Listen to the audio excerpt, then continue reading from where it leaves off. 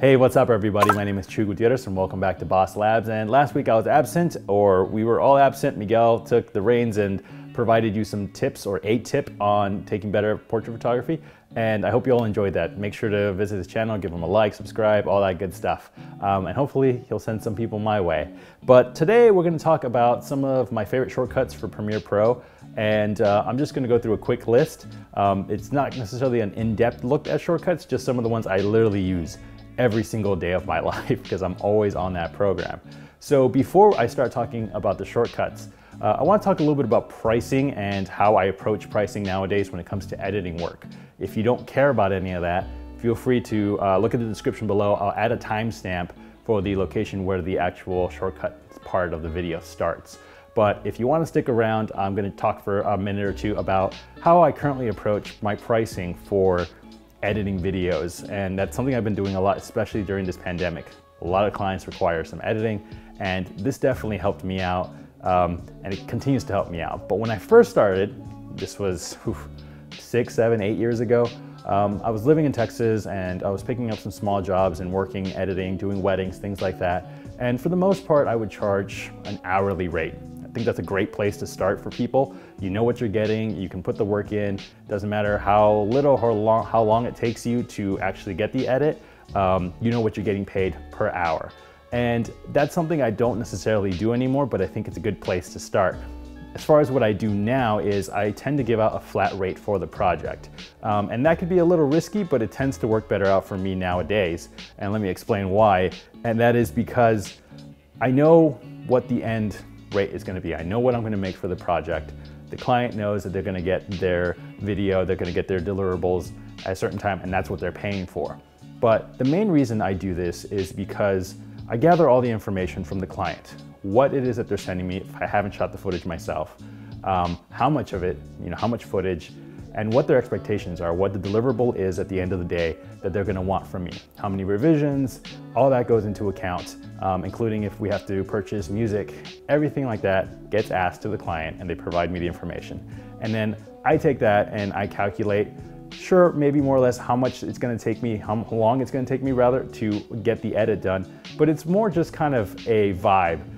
Nowadays. I've gotten super comfortable with knowing how long something should take me, and I've kind of nailed it most of the time nowadays, which really kind of makes me happy. And it's just me being comfortable with knowing my skill set, where it's at, and what I can get away with in the sense of, oh, this edit's gonna take me X amount of time. I know that. But jumping back to it, it's the practice you put into it, into the skill set, is why I'm currently doing this.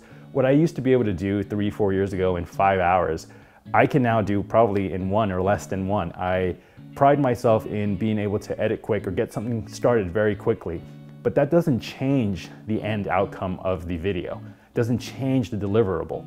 Chuy from 5 years ago works for 5 hours. It's gonna turn in the same quality video that Chuy presently is turning in an hour. And those are some extremes, but just so you can get the idea, my skill set's improved. Your skill sets will improve. And if you kind of look at it that way, if I was still charging per hour, Chuy from 5 years ago is technically gonna make more if he charges X amount per hour. Now, what you could say is I could charge more presently per hour, but I feel like after a while you reach this threshold of a client being kind of looking at you kind of funny when you say, hey, at this point you're essentially charging me $400 per hour for your edit. Just because it took me 2 hours to finish an edit doesn't mean the value of the video is any less. Doesn't mean the value of the end product is any less. If I was charging $50 an hour and it took me 16 hours, that's the same amount of money for the same project. But their skill set was lower, hence they finished the project slower. So I hope this kind of makes sense. It might be just way more confusing. And if you have more questions, please shoot me a message in the comments section below and let me know that I just made you even more lost. But I hope this helps some of you kind of understand. If you're getting started, feel free, find a number that you feel comfortable with and find a number that people feel comfortable with paying you. And I know it's one of those things where there's no set rate set in stone, but it's just a feeling. And then as you start improving, you can start raising your prices. You can start justifying to your client what it is that they're paying for. So anyways, the reason I brought that up, and and it's in this video is because shortcuts influence my speed greatly. The small shortcuts, the basic shortcuts, the simple shortcuts, they all cut down milliseconds. Milliseconds turn into seconds, seconds turn into minutes, minutes turn into hours over the course of a year. So any time that you can shave off in your edit, one, will give you more free time to do one other work, have some fun, have some free time. As a freelancer, it's kind of hard to juggle all those. And I've personally had issues with all that before in the past, still do, but it just kind of helps you increase what you can do, whether it's work or play. Saving time is saving time. And that's what these are about. So I'm just gonna go through a list of the ones that I use every day, and we'll start with the basic ones. You have spacebar, which is your play and pause. You have J, which is rewind. You have L, which is essentially fast forward. Now, if you press Command K, that's a cut on your line. So you don't have to go select the blade tool or the cut tool, press C to activate the cut tool in Premiere, and then make a cut. You have your Command C for copying, whether it's a clip or an effect. You have your Command V, which is pasting a clip. Now, if you want to paste attributes onto something, so say you did some color correction on one of the video clips and you want to apply the exact same attributes to that, or you change the scaling on some of the clips and you want to add the exact same attributes to that, you do Option Command V, and that just immediately prompts up the little box so that you can paste attributes, which is very handy. Now, I did a video on Q and W a few weeks ago, so I'm going to link that here below because those are game changers when it comes to going through your footage and cutting everything down. It's basically makes a cut and deletes either what's before or in front of the edit, and it is a game changer. So going to other shortcuts, this isn't even a shortcut, but it's just using the arrow keys to go back and forward. It's a single frame forward, single frame back. I use it every day. Not a shortcut, but definitely something that if you're constantly using the mouse to go click and move through stuff, something that might save you some time. Now, the other shortcut that I do use all the time, and it's not necessarily Premiere specific, it's on the Mac, it's Command Tab. It just kind of switches between apps. Helps a lot. Kind of just really quickly going between messages, emails, notes, everything, back to my Premiere. But anyways, let's jump back onto Premiere. You have Command I, which is import footage, right? So you Command I, and then it's gonna prompt off the box of what you want to import. You can also drag and drop stuff, but Command I works very well for me. And when it comes to exporting, Command M brings up your media setting selections for an export. Going back to other shortcuts, your I and your O is in and out point, whether that's selecting footage in your browser to bring down into your timeline, or selecting an in and out point on your timeline if you only want to export a certain part of that video footage. So what you could do is you go to timeline, go I for an in point, you go O for an out point, then you click Command M and you're already in your export window. Some basic ones is C is for the cut tool, but you can also use Command K if you're kind of just doing something simple on a single line of video. V is your arrow tool or your selector tool. So just know that those two are right next to each other on the keyboard, C and V. Really easy to use, really easy to just kind of jump between two of the very most used basic tools in Premiere. A is another one that I like to use. The A key basically selects everything from a certain point forward. If you have it selected and you press Shift, you can select single tracks, and that basically just selects everything from one point forward. The plus and minus keys I use constantly in Premiere, primarily in the sequence part of the timeline to expand and retract what I can see on the timeline. So usually if I want to do some fine tuning with edits and cuts, I zoom in, plus and minus instead of using the little bar at the bottom. So that really kind of shaves off a bunch of time in a few seconds here and there. Another one for audio, if you want to adjust gain, I use G. You just click on the actual track, you press G, you get prompted for audio gain use, and you can adjust some music or some low audio on the fly just to get a reading, or if you need to pump up or bring down the gain on it.